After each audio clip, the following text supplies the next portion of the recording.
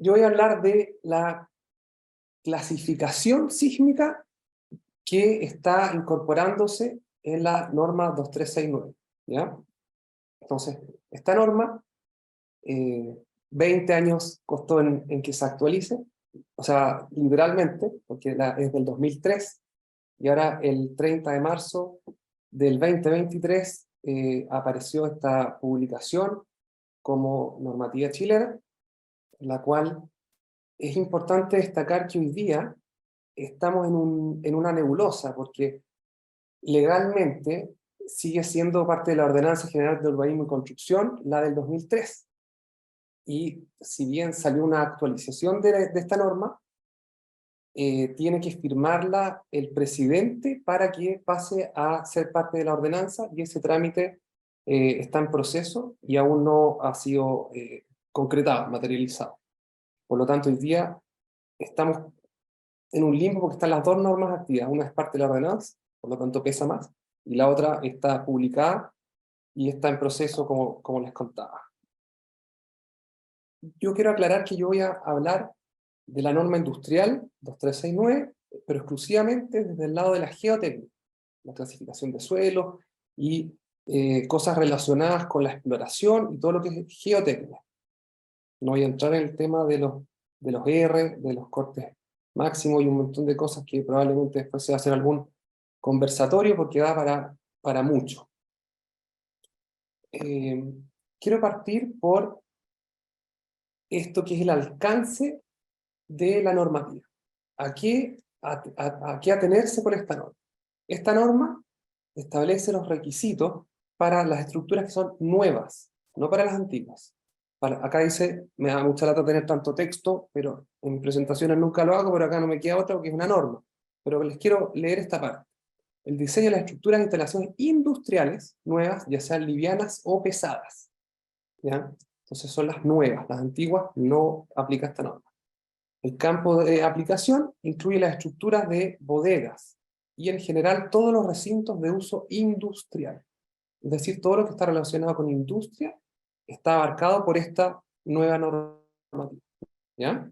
Acá dice también, esta norma no se aplica, y puse uno de los puntos, porque es el cual quiero hacer mención a él, donde sale que los edificios, oficinas, casinos, y lo que sea en el fondo de uso asimilable a lo que es residencial, que es la 433, eso queda no afecto por esta norma.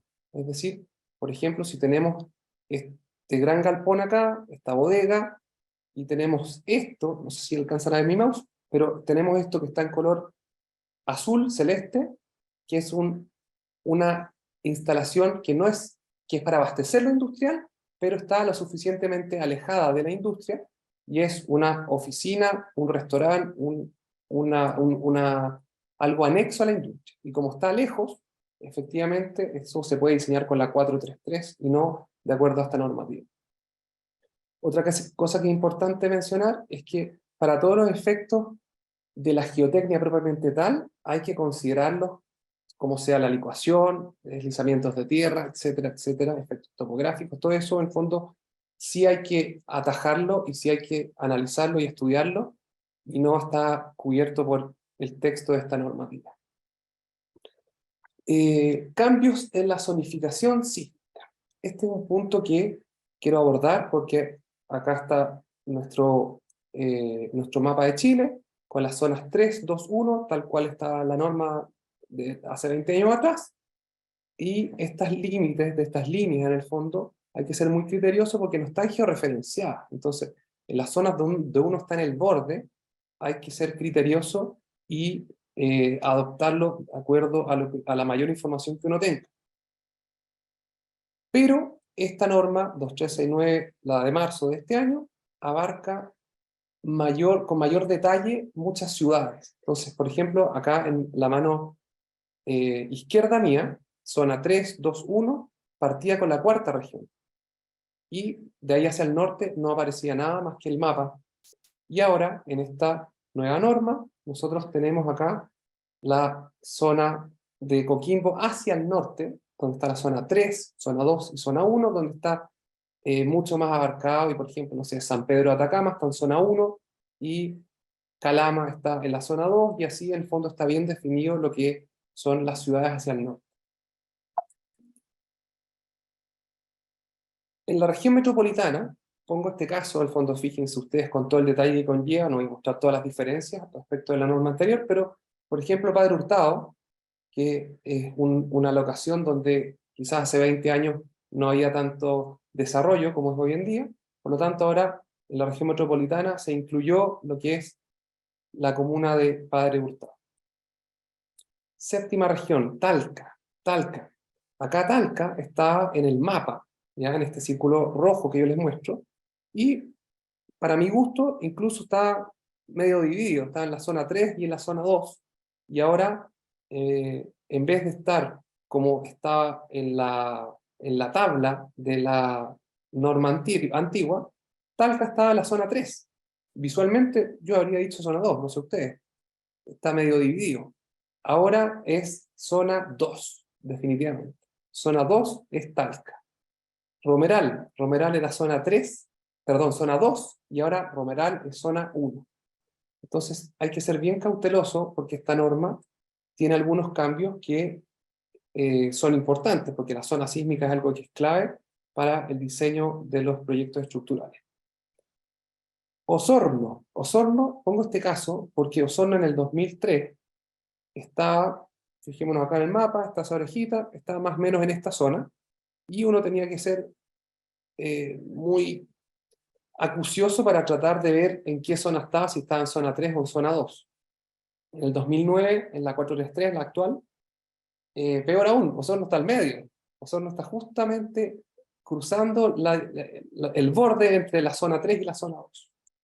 Y ahora, en el mapa, visualmente, no está escrito Osorno, pero sí ahora está definido en zona 2, en la tabla. Por lo tanto, Osorno ahora oficialmente es zona 2. Cambios en los tipos de suelo. Este es el cambio más drástico, más importante, más relevante por el lado de la geotecnia, porque antes estaba con números romanos 1, 2, 3, 4, como bien ustedes saben, y ahora cambia a letras A, B, C, D, E, con los BS30 y con los periodos de H sobre B, que vamos a ahondar en ellos más adelante. Pero el análisis en fondo ahora, en vez de ser por resistencia, es por rigidez, lo cual implica que se eliminan estos ensayos para la clasificación sísmica. Siguen obviamente teniendo que ser atingentes para la norma 1508-2014, que es la norma actual, donde se especifica la profundidad de las exploraciones, la cantidad de exploración y los tipos de ensayos de acuerdo al suelo que vaya apareciendo. Pero para clasificar sísmicamente el suelo, ya no se hace mención al RQE, para el caso de las rocas, la compresión no confinada, o el QSU de fondo para el caso de los suelos finos, y el SPT para las arenas. Entonces, tenemos esta nueva normativa, donde está el suelo A, que es roca, el suelo B, que es roca blanda, el suelo denso, y así hasta llegar al suelo E. Con el BS30, que el BS30 se mantuvieron los mismos parámetros borde que estaban definidos en la norma anterior, donde el límite es 900, 500, 350 y 180. Pero lo que se adiciona, y es mandatorio y es parte de la tabla, si no uno no podría clasificar si tiene solamente el BS30, es el periodo de vibrar del suelo, conocido como Nakamura, H sobre B, y algunos le ponen varios distintos sobrenombres a este parámetro, pero básicamente acá lo pusimos como TENAC, donde para clasificar sísmicamente un suelo, por ejemplo, que tiene 520 metros por segundo, o sea, yo me voy acá 520, entro a la tabla y tengo más de 500, perfecto, y tengo un periodo del suelo, digamos, de 2 segundos. Si tengo 2 segundos, no cumplo porque es el requisito que sea menor a 0,3 segundos, por lo tanto, bajo en una categoría, no es que me voy a la E. Muchas consultas se han hecho respecto a eso y se degrada en un solo peldaño la clasificación en caso de que el periodo de vibrar del suelo no coincida con el que está reflejado el BS30 en ese caso. Entonces, en estos casos está la razón espectral H sobre B, se mide con un equipo, el cual es un geófono de 3 componentes. ¿Qué es esto del Nakamura, del método H sobre B? Es un método geofísico que en el fondo, a partir del ruido ambiental, es capaz de obtener estos resultados que, en términos prácticos, para los que no lo conocen, es como poner una orejita en el suelo, dejarlo medir cierta cantidad de tiempo y con eso interpretar el periodo del suelo con este geófono que tiene 3 componentes. Entonces, tiene las componentes norte-sur, este-oeste y vertical, y a través de las vibraciones ambientales del ruido, uno divide estas ventanas. Esto no vamos a entrar en detalle, pero en el fondo está el largo de las ventanas que uno toma del total y hace la transformada de Fourier para cada una de ellas, suma las componentes horizontales y hace el cociente con la vertical y se calcula el cociente directamente de esos ensayos. Esto lo hace el equipo, así que ahí no hay mucho que fijarse. Pero hay muchas otras cosas en las cuales sí tenemos que fijarnos. Entonces, por ejemplo, pongo este caso para explicar que el periodo del suelo es algo que es muy importante y que realmente puede dar indicios de zonas susceptibles a daños. Entonces, por ejemplo, acá tenemos un caso donde tenemos el espectro de aceleración, este es Concepción, todos lo conocen, el espectro de desplazamiento, y tenemos las mediciones de H sobre B, donde acá están en frecuencias, por lo tanto, es 1 dividido en 0,7, por ejemplo, entonces el periodo es un periodo largo, que se condice con lo que se vio en el sismo del 2010, y el daño observado es el desplazamiento, que es finalmente lo que nos importa para las estructuras, para estos casos. El suelo rígido del suelo blando, el límite, y de hecho que es la clasificación del límite entre el suelo C y el suelo D, es el 0,4 segundos, donde un suelo rígido tiene un periodo de vibrar de más que 0,4 segundos, perdón, rígido, menos de 0,4 segundos, o plano, y el caso contrario son los suelos blandos, donde el periodo es más largo y el espectro de aceleración y desplazamiento obviamente tiene más demanda en esos periodos. Cambios en los tipos de suelo. Este es un punto que es demasiado importante y aquí es donde queremos detenernos, que es como les comentaba, están los suelos desde el A hasta el suelo E, con sus BS30 respectivos y sus periodos de vibrar del suelo. Entonces, tenemos un suelo que cumple con este requisito, tiene que además de cumplir este otro, y si no se degrada en una categoría, ¿ya? Pero, y lo que voy a decir acá es opinión personal, no representa lo que piense la SOCHIGE, la Universidad Católica o cualquier otra entidad, es que tenemos un gran tema con las notas que aparecen acá. Porque acá en las notas aparece que hay que considerar el anexo C para definiciones y lineamientos sobre la clasificación sísmica de suelos, que es esta tabla, considerar el anexo C. O sea, tengo que considerar el anexo C, ¿cierto? Eso es lo que dice. Y más aún, abajo dice, la clasificación y caracterización sísmica de los suelos para el diseño estructural que se realice debe considerar los estratos del suelo que influyan en nuestra respuesta sísmica de la estructura en estudio. Y acá dice, se deben, o sea, es mandatorio, se deben definir las disposiciones de diseño adicionales a las presentadas en esta norma que sean necesarias. O sea, tengo que considerar el anexo C, y de hecho el mismo texto acá dice que haga más que lo que dice la norma si es que puedo. Por lo tanto, el anexo C sí o sí es algo que uno tiene que considerar. Sin embargo, acá aparece como informativo. Entonces, acá hemos tenido discusiones con colegas que dicen, bueno, sí, pero esto es de carácter informativo, sí que no es ley y no es en el fondo algo que tengas que respetar, sino que es una directriz para guiarte, para poder interpretar la tabla. No. Acá el anexo C, como les contaba, decía considerar el anexo C en la parte del texto, que es obligatoria, que no es comentario informativo, y también dice que tenemos que hacer incluso más que lo que exige la norma para garantizarlo. Por lo tanto, esto es algo que para mí es complejo, porque si bien tiene carácter de informativo, es mandatorio. O sea, el que le baja el perfil definitivamente se dedica a otra cosa o tiene un staff de abogados dentro de su oficina porque el común de los mortales como nosotros, que somos una ingeniería, una oficina con ingeniería geotécnica, no tenemos un staff de abogados para defendernos. Y les cuento un caso rápido, para que me entiendan y vean la importancia de lo que les estoy hablando. Nosotros nunca más pongo carteles de publicidad en mi oficina. Pusimos un cartel de publicidad de un proyecto que habíamos hecho, pavimentos. Nosotros tenemos la oficina de pavimentos, sanitario, vialidad y suelos. Y en ese proyecto habíamos hecho este proyecto, que no era de suelos, y pedimos autorización para que nos dejen poner un cartel de estos de publicidad que uno pone afuera de las obras. Pasaron 3 años desde que hicimos el estudio, que no era de suelos, y afuera de la Dirección de la Inspección del Trabajo hay estos lumpen contra los empresarios que somos lo peor del mundo, que solo queremos explotar gente, y agarran un albañil que habían despedido de esa obra, 3 años después de que nosotros habíamos trabajado en un proyecto que no era de suelo, y le dice, oiga, venga para acá. Le pagaron todo lo que podían haberle pagado, demandémoslo, veamos si cae algo más. Vamos a la obra, sacaron una foto, cartel de Rías, listo. Y nos demandaron a Suelos, y Suelos no había hecho nada en el proyecto, y lo había hecho sanitario, o pavimento. Sin embargo, tuve que gastarme, no sé, 2 millones de pesos en abogados para defendernos de que no teníamos relación alguna, y que era más que claro, pero te gastas igual 2 millones de pesos.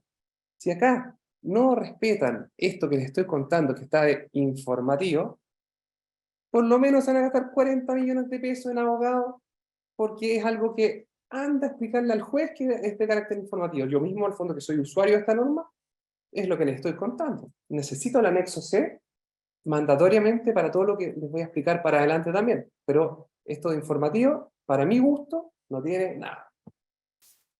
Generalidades. Acá dice, fue tomado del proyecto 433, enviado a consulta pública el año 2022 y adaptado a la ley. Acá habla de los suelos, los cuales no entran dentro de esta categorización de la tabla que vimos anteriormente. Entonces, cuando tienes un suelo potencialmente licuable, como arena, arena limosa, o limo saturado, o suelos orgánicos, turba o de topografía irregular, ahí tienes que hacer un estudio de amenaza, porque los espectros que están determinados para el suelo A, B, C, D, no son acordes en el fondo a estos casos que son diferentes, ¿ya? Ahora, este anexo C dice en el fondo que fue adaptado de lo que se envió a la consulta pública de la 433. Como bien saben, la 433 actual está en consulta pública, estamos participando desde marzo, cada 2 semanas, y ahí hay un capítulo que tuvimos 8 años trabajando en él, que es el borrador para la clasificación que se está evaluando en ese documento, pero ese documento solamente lo dejaron que sea pasado a consulta pública con una condición, que es que se necesitaba una guía para que lo haga el ingeniero A, B, C o D, y el resultado sea similar, sea comparable.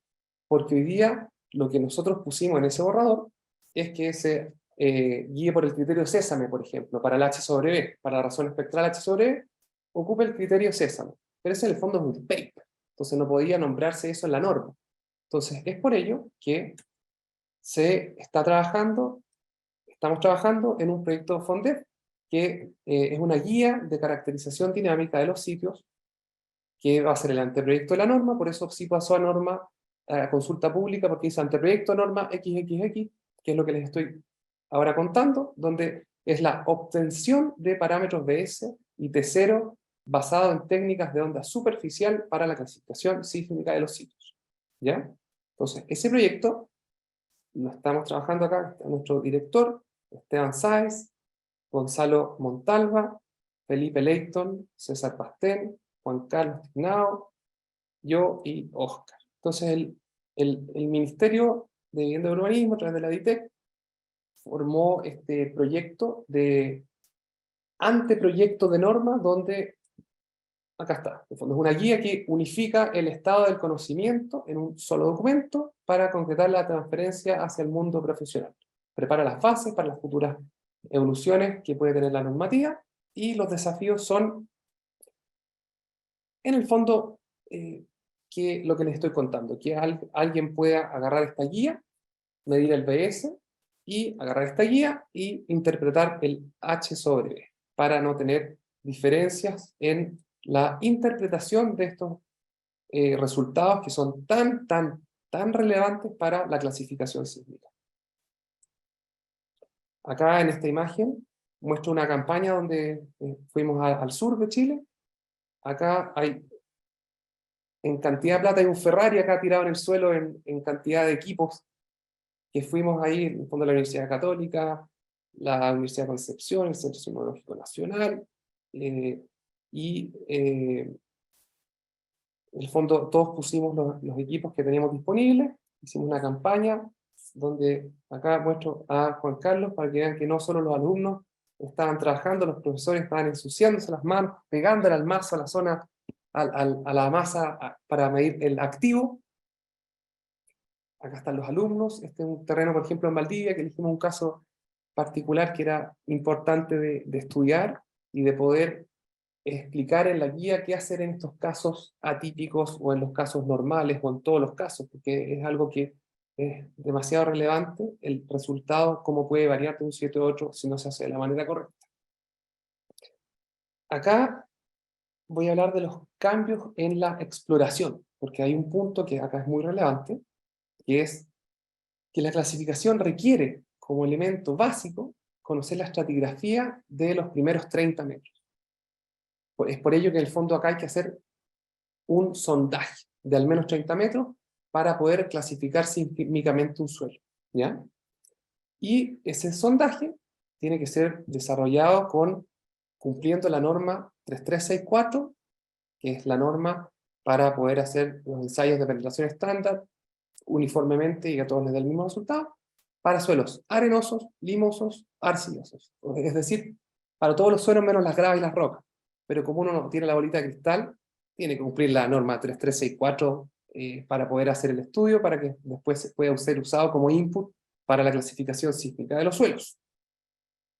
Y lo otro que es algo que es súper importante, que es medir la napa. Entonces el sondaje debe quedar debidamente habilitado en su interior con una cañería de PVC ranurada y que sea registrable en el tiempo, ¿ya?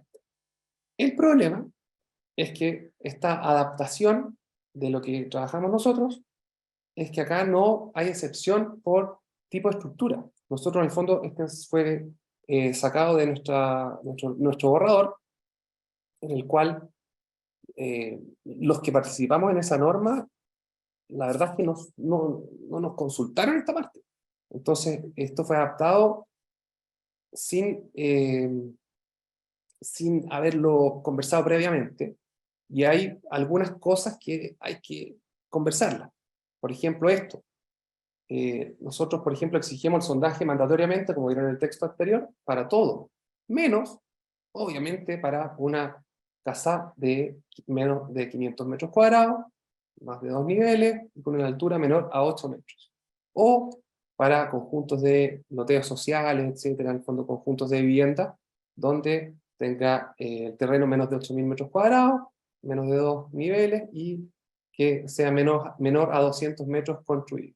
En estos casos, le permite al ingeniero estructural, en el fondo, porque no le mueve la aguja, que el suelo sea A o D o E, directamente clasificarlo sísmicamente como suelo tipo E.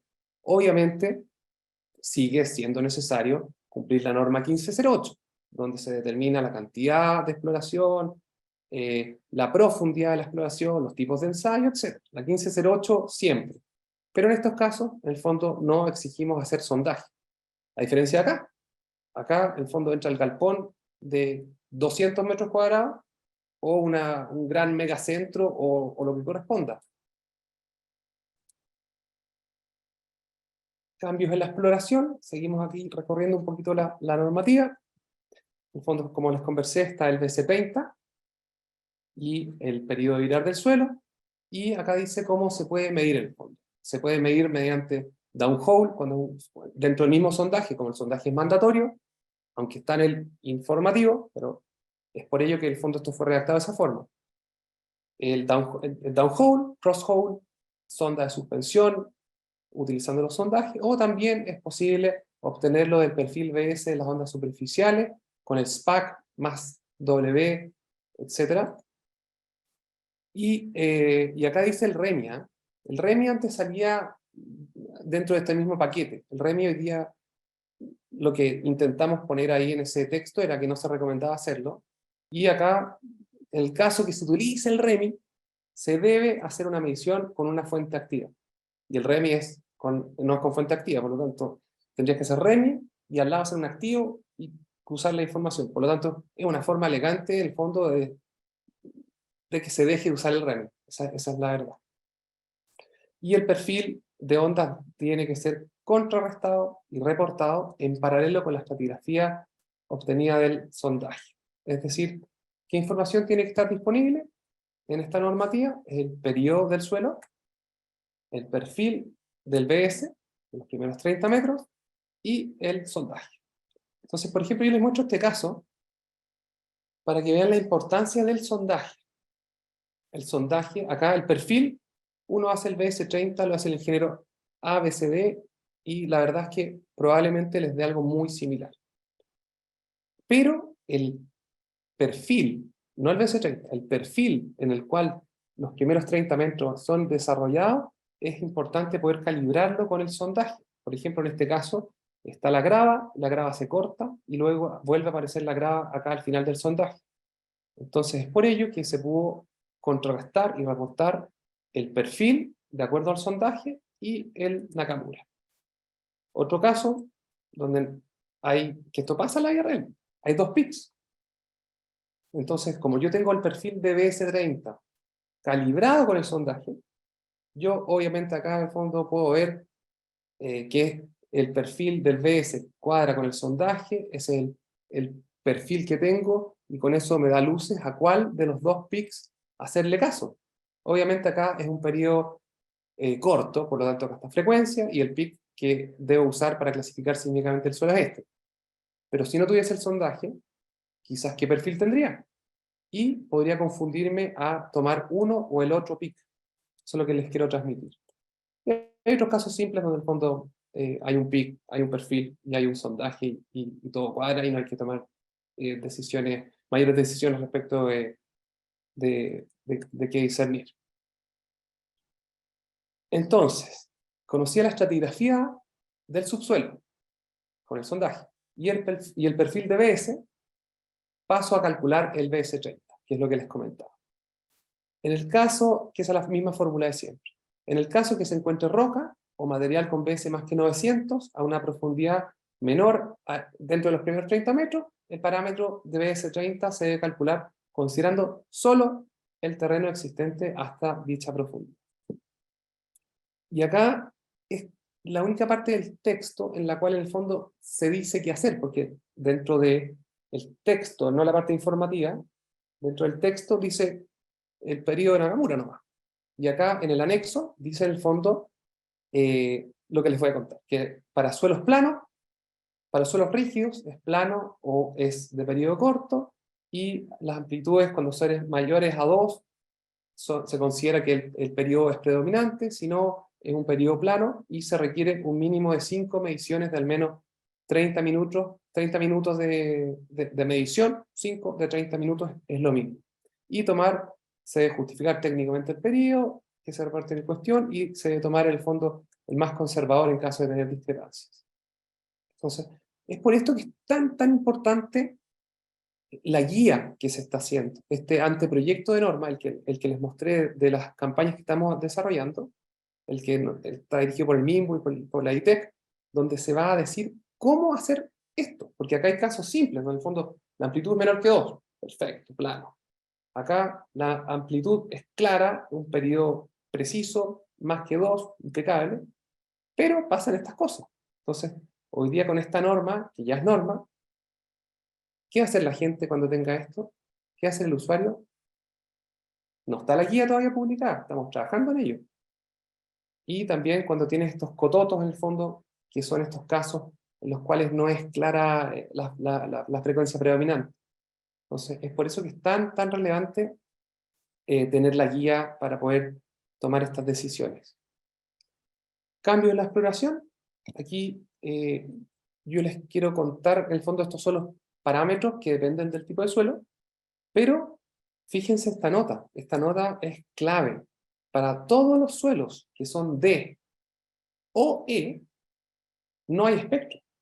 Se debe determinar un espectro de sitio. O sea, esta norma tiene el espectro para los suelos A, B y C. Y en el caso de los suelos D, no. Los E tampoco. Y ahí se debe hacer un espectro de sitio.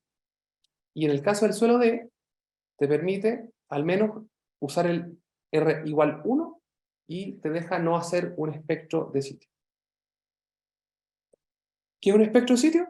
Un espectro, en el fondo, de pseudoaceleración obtenido a partir de la evaluación de la amenaza sísmica, con una procedencia de 10% en 50 años. Acá yo les muestro este ejemplo. Por ejemplo, acá está el suelo A, en color rojo, B, C, D, E, de un sitio específico, y acá está en este color celeste el espectro de sitio, que salió de un informe. Entonces, para más de 2 segundos, tiene menos demanda, si se fijan, que el suelo E. Y para periodos cortos, se fijan que tiene más demanda, por ejemplo, que el suelo E. Y eso está perfecto. Eso por eso siempre hay que sacarse de la cabeza que el suelo F es el peor de todo, ¿ya? Porque el espectro, por ejemplo, tiene una impedancia importante y hace que en periodos cortos va a tener una gran demanda, y por eso es que este estudio, por ejemplo, acá dio más demanda en esos periodos, y en los periodos largos ya no tanto, o se asemeja. Hay casos, y es por eso que se hace un estudio de sitio. El tema es que acá se va a hacer para todos los suelos tipo D y E. Clasificación de sitio, sísmica de sitio. Acá el fondo explica que el suelo tipo A es roca y el suelo tipo E es un suelo blando. Esto, todo lo que estoy contando es de la parte de los anexos, que es informativo, ¿ya? Pero, acá por ejemplo pasa lo siguiente. Adicionalmente, se definen los suelos especiales, suelos tipo F, que requieren un estudio para establecer el espectro de sitio. O sea, en el anexo, que es informativo solamente, estamos definiendo un tipo de suelo. En el texto no se define lo que es un suelo tipo F, pero sí se está definiendo acá en el anexo. Es por eso que hoy te recalco que esto no es informativo, en mi opinión, porque tiene cosas que son relevantes. Y acá explica lo que aparece en el fondo, lo que les contaba, el ejemplo de que se degrada solamente en una categoría el sitio, es decir, si el suelo es tipo B, tiene más de 520 metros, más de 500 metros por segundo, tiene 520, y el T es 0,51, se degrada de tipo B a tipo C. En un nivel solamente se degrada. Situaciones particulares. Cuando el suelo cuando el suelo puede ser tipo A sin usar la tabla, en el fondo. Cuando la estructura se apoya íntegramente en el basamento rocoso y este cumple con las características geotécnicas antes indicadas. Y ahí el suelo es tipo A, porque las fundaciones se van a apoyar directamente en este tipo de material que es una roca, o se comporta como una roca. Y en estructuras más profundas, también en el fondo el sondaje me mantiene para que no se malinterprete el texto.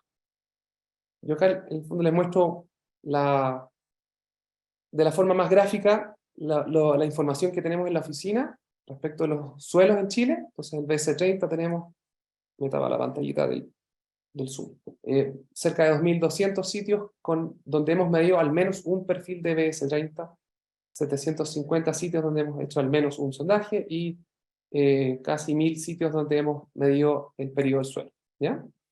Entonces, eso se los quiero decir porque el contexto es el siguiente. Yendo a Santiago,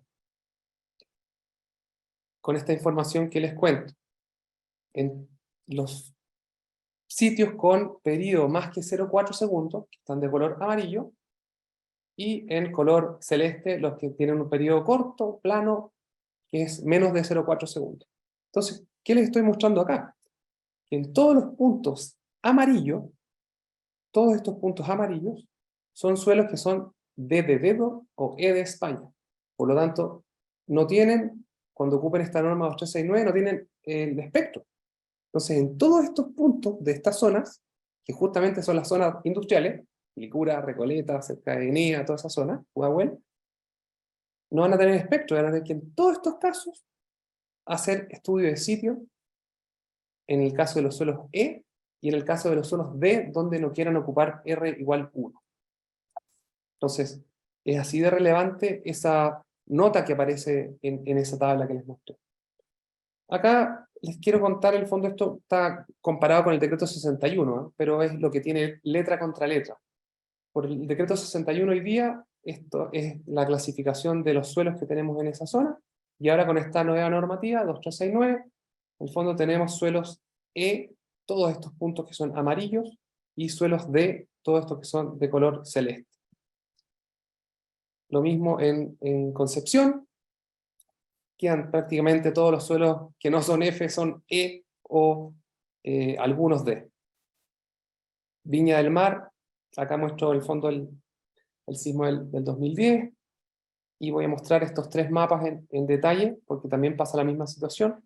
Tenemos BS30, con esos colores que vemos ahí, sitios donde tenemos los sondajes, y sitios donde hay la medición de Nakamura. Entonces,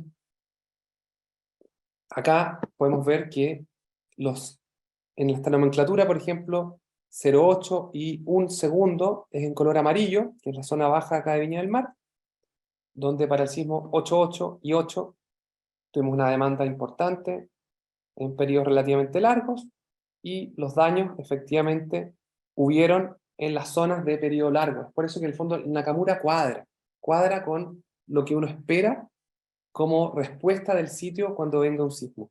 Y es por ello que en el fondo el BS30 más el Nakamura es un muy buen indicador. Yendo a la zona de Santiago, también, sondajes, monta, etc. Y acá les muestro, cruzando la información del mapa geológico con los BS30 que tenemos medidos en los sitios en Santiago, donde se pueden determinar con tres zonas que son las conocidas en el fondo, que es la zona de las gravas, la zona de los suelos C, algunos B, y la zona de los finos del nororiente, que son suelos D o E. Entonces, por ejemplo, vámonos a Ciudad Empresarial. En Ciudad Empresarial tenemos estos BS30, tenemos estos periodos de vibrar del suelo, son H sobre B, y justamente en las zonas de periodos largos hubo demanda sísmica importante. Pudahuel, Quilicura, lo mismo, acá tenemos zonas con BS30 para suelos D en general, 380 a 350 metros por segundo, periodos largos, más de 2 segundos y más que 1 segundo, y efectivamente son zonas donde se vio una demanda sísmica importante para el sismo del 2010. Por lo tanto, lo que les quiero transmitir es que el Nakamura cuadra con lo esperado. Acá en la zona de Concepción, lo mismo, en el fondo les muestro los periodos de vibrar del suelo, más de toda esta zona con 1 segundo. Concepción es muy particular porque el BS30 es muy parejo, pero lo que cambia es el H sobre E, por la cuenca, en el fondo, por cómo va cambiando gravimétricamente la posición de la roca. Y obviamente zonas dañadas en periodos largos. Preguntas. Vamos a las preguntas, pero antes de ir a las preguntas, yo quiero partir haciendo la primera pregunta a ustedes. Acá no se puede prender cámara y micrófono, pero es una pregunta que solamente tiene que ser respondida con una letra. A, B, C, D o E. Quiero preguntarles cómo va a clasificar este suelo. Entonces vamos a un ejemplo práctico, que de hecho esto pasó este mes en nuestra oficina. Hay un proyecto en Calama que tiene una superficie proyectada de 750 metros cuadrados y tiene 6 metros de altura, ¿ya? Esa es la estructura que se proyecta. Se midieron las ondas, acá está una imagen que no es del sitio real, lo saqué de hecho del proyecto, una imagen que me mandó Esteban Sáez, y acá se midió el BS30 y la razón espectral H sobre B, conocida como Nakamura. Y el resultado, después de contrastarlo con el sondaje, da este perfil que vemos acá, ¿ya? Entonces vemos este perfil, acá se puede ver desde hasta, las profundidades de las velocidades de este estrato, y el BS30 es de 525 y 602 metros por segundo, ¿ya? Entonces, retengan esta información de un BS30 con ese perfil de suelo, ¿ya? Ahora vamos al H sobre B. Tenemos, y esto es lo que pasa en la Tierra, acá tenemos un pic solamente, perfecto, claramente identificado. Aquí aparecen dos pics. Acá se ve lo que es la frecuencia y la amplitud, perdón, no aclaré eso. Por lo tanto, cuando calculemos el periodo viral del suelo es 1 dividido en, ¿ya? Y acá tenemos la tercera medición. Acuérdense que nos exige la norma 5 mediciones de 30 minutos cada una. Acá tenemos la cuarta y la quinta, ¿ya? Entonces, tenemos el perfil que les mostré anteriormente y tenemos este resultado de la medición de H sobre D. Voy a volver atrás para que lo tengan claro. Acá está el perfil. Ese es el BS30, 525, 602. Y los H sobre B pasa esta situación. ¿Cómo clasifica el suelo?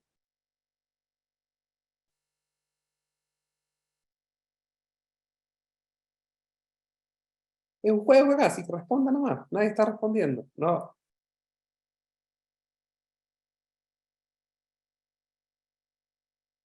C, D, D. Aquí me va marcando que no ha respondido todavía, así que todos tienen que responder, ¿eh?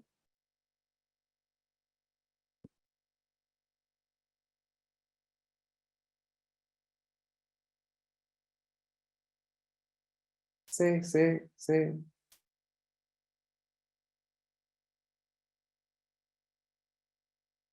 En general casi todos se inclinan por la letra C. Hay un E ahí, un D.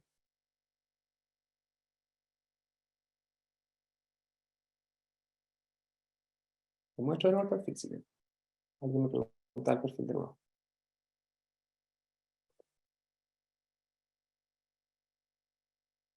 Rubén Godoy, ahí le puso D, D, Juan Mendoza, C. Bueno, vamos a ver. Voy a cerrar el chat acá porque no me deja ver la pantalla. Vamos a revisar. Entonces, está la estratigrafía cuadrada con el sondaje, está el perfil de los primeros 30 metros y se calculó un BC30, ¿cierto? Pero, fíjense esto, algunos respondieron bien. En el caso que se encuentre roca o material con BS más de 900 metros por segundo, a una profundidad menor que los 30 metros, el BS30 se debe calcular considerando solo el terreno existente en dicha profundidad y las Nakamuras que conocemos. Entonces, efectivamente, acá pasaba esto. Tenemos este 919, arriba de 900, y acá 1100. Por lo tanto, los nuevos perfiles que había que calcular era de solamente el suelo que estaba apoyado sobre este material. Entonces, el perfil 1 son 228, el perfil 2 son 274. Y en la tabla yo entro acá y es más que 180 metros por segundo, por lo tanto, por ondas, el suelo sería D de dedo. Ahora, si nos vamos al resultado de H sobre E, en el fondo ahí es 1, 1. 1 dividido en 1, 1 es 0,9. Por lo tanto, efectivamente se puede mantener y no degradar en una categoría. Por lo tanto, el suelo clasifica como tipo B. Varios respondieron bien. En general, las respuestas eran otras, pero algunos respondieron bien. Termino agradeciendo a Diego Mariano que me ayudó muchísimo en esta presentación y a la base de datos que tenemos en la oficina. Muchas gracias. Gracias, Francisco, por tu presentación muy interesante. Ahora vamos a pasar a las preguntas. No sé si Paulo te iba a apoyar o si no te invito a leer el chat. Si no, te leo algunas preguntas. Cuéntame tú, Francisco, cómo te ayudamos. Aquí yo las estoy viendo. También tengo 3 preguntas por YouTube, así que Si para... quieres, partamos por la de YouTube entonces. Ya, mira, tengo una de Cristian Vega, dice, ¿desde cuándo se hace mandatorio la aplicación de la nueva norma desde ya vigente? Eso es lo que comentaba al principio. Estamos en una nebulosa, porque la que hoy día está en la ordenanza es la anterior, es la del 2003. Pero esta norma fue publicada, por lo tanto hoy día están las dos ahí vigentes. Una es parte de la ordenanza y la otra fue publicada. Por lo tanto, pesa más la ordenanza, por lo tanto la norma anterior hay que respetarla, pero no cuesta nada hacer el H sobre B y ver cómo anda la coherencia. Pero Ya, estamos en el limbo. Estamos en el limbo mm, hasta que sea reemplazada legalmente, la firme el presidente y reemplace a la anterior. Acá. Entonces, esta norma aplica para, como les comentaba, todo lo que es industrial y dice que no se aplica a, en el fondo, túneles, ductos enterrados, ahí no sé si responde a la pregunta, muros de contención, túneles, estructuras de uso vial, etcétera, etcétera. Pero en el fondo, ductos enterrados no aplica esto, por lo tanto, a tuberías propiamente tal, si es que esa es la pregunta, eso es lo que les quería mostrar. En el fondo acá, en el 1.2 está todo lo que no aplica, y yo mostré solamente el que es el E, que es lo que quería hacer mención a la 433. Pero acá, por ejemplo, no entran las centrales de energía, las líneas y subestaciones de transmisión, etcétera, etcétera. Por lo tanto, en el 1.2, ahí es donde van a poder ver todo lo que es el detalle de ello. Francisco, yo creo que se refiere a rack de piping. No aplica. perfecto. Y la última pregunta que nos llegó de Daniel Gielves, Vamos a ¿está ver. en planes elaborar una norma o guía para la elaboración de espectros de sitio en suelos especiales tipo F, como los licuables? Excelente pregunta. Sí. De hecho, Gonzalo Montalva está presidiendo ese comité y entiendo que está próximo a pasar a consulta pública. No sé, Pablo, si tú sabes el estado en el que está esa norma, pero sí, efectivamente. Y ahora, con mayor razón, toma tanta relevancia, porque como les mostré todos esos puntos amarillos, solamente en Santiago, si nos vamos a la zona de Viña o muchas otras zonas, van a salir un montón de espectros de respuesta que van a dar muy diferentes si lo hace el ingeniero A o el ingeniero B, porque no hay una norma que guíe cómo hacer ese reporte, ese estudio. Perfecto. Paulo, no sé si pudiste ver las preguntas por el Zoom. Sí, hay una pregunta relacionada a si es necesario realizar un sondaje de 30 metros para un galpón de menos de 500 metros cuadrados. Lamentablemente, como está escrito hoy día, es sí. Okay. En el anexo C3 se habla de suelos F como suelos especiales. ¿Qué característica tiene un suelo especial? No me queda claro cómo se define ese tipo de suelos. Ese es un suelo que es turba, que es un suelo potencialmente licuable, un suelo que tiene una topografía determinada, la cual puede existir el efecto de amplificación topográfica. Suelo Se sensitivo, mantiene la descripción del lo DS61, ¿verdad? Ok, mismo. en el caso de que Nakamura dé Pero resultados... Pablo, Sí, importante decir perdón. que en el fondo la definición del tipo F no está metida en la norma. Está solamente en el anexo que es de carácter informativo, pero es una definición súper relevante. Sí, ahí tengo una pregunta. Lo que pasa es que la norma se linkea con la NSH 433, que está en modificación. Una vez que se modifique, sí va a estar linkeado eso claramente. O sea, al final tienes que usar las dos normas Claro, para poder resolver el problema. Mm, es un tema. ¿Sabes cómo ha avanzado ya en la aprobación de la NSH 433? Porque estamos en las rondas de consultas todavía.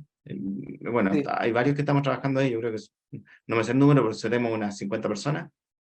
así Esto, a es. veces las reuniones son un poquito largas, pero yo creo que debería estar en un par de años eso, ¿verdad, resuelto? No creo que sea muy rápido. Yo creo que más Bueno, en las reuniones se avanza poquito. sí, me he dado cuenta. Pero bueno, hay que ponerse de acuerdo y a veces no es tan fácil entre Es varios tipos de ingenieros especialistas.